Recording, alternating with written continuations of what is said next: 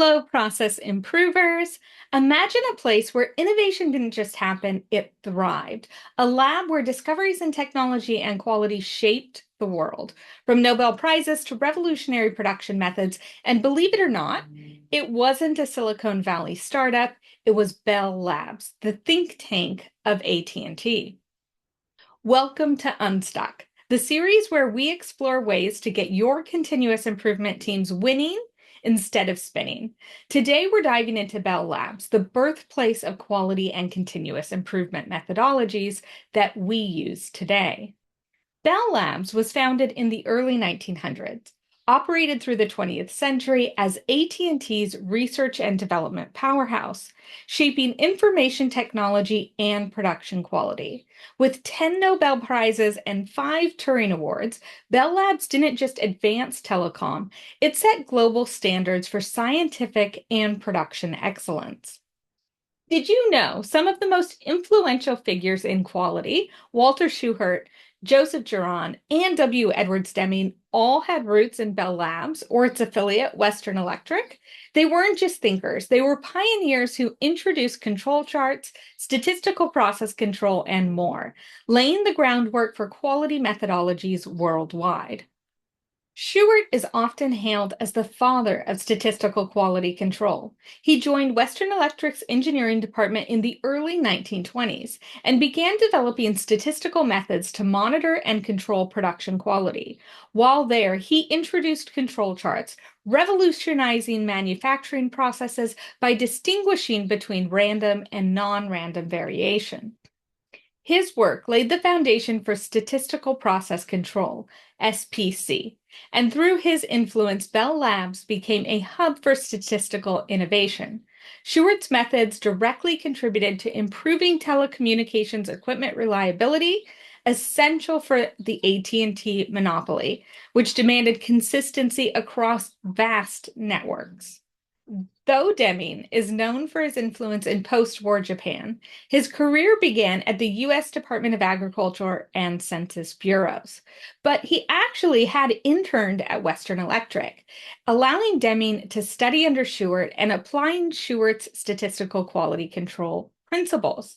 In the 1940s, he collaborated with Bell Labs to train engineers and the military in quality control techniques, further refining his own theories on management and continuous improvement. His teachings on process-oriented management and employee involvement would later inspire the total quality or TQM movement. Duran also began his quality journey with Western Electric, where he encountered quality control techniques that sparked his lifelong commitment to quality. Unlike Shewart and Deming, Juran emphasized the human side of quality, advocating for better communication and leadership to drive quality initiatives. He contributed to the development of the Juran trilogy, focusing on quality planning, quality control, and quality improvement, which would become crucial principles at Bell Labs. So why was Bell Labs so successful in developing these quality methodologies? Let's look at some of the elements that made all of this possible. The first element that contributed to the potential for this quality movement is that AT&T was a monopoly, and being a monopoly has its advantages.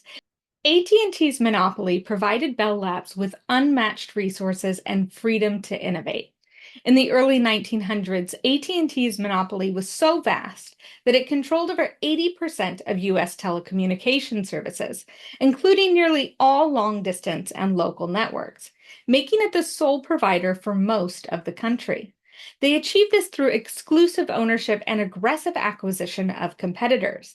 This allowed AT&T to dominate both service provision and equipment manufacturing, effectively stifling competition and securing a government-sanctioned monopoly. The second element that allowed this quality movement to develop was creative physical spaces. So Bell Labs and Western Electric developed innovative spaces by creating environments that encouraged interdisciplinary collaboration and facilitated deep thinking. For instance, Bell Labs structured its Murray Hill facility to foster cross cross-departmental interactions, enabling scientists, engineers, and designers to all work in close proximity for more spontaneous idea exchange, which helped in developing revolutionary technologies like the transistor. Researchers also had the freedom to work intensively on focused projects while being surrounded by diverse expertise, an approach that was intentionally designed to inspire both deep work and collaborative creativity. 3. Challenging problems. The complexity of telecommunication pushed Bell Labs to innovate constantly. From early transistors to sound systems, Bell Labs tackled good problems, the kind that drive progress. The other half of those challenging problems is the urgency that they had from being at war. The wars brought urgency to innovate effectively. Bell Labs worked on vital military projects, which accelerated the pace of production quality and precision, directly feeding into those quality methodologies.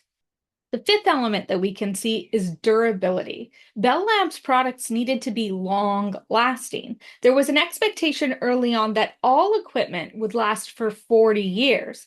Later, during the war, the equipment needed to actually endure wartime conditions. So, whether it was wartime equipment or consumer telephones, durability was paramount. This emphasis on quality had a major influence on Shewhart and Durand's approaches to quality assurance.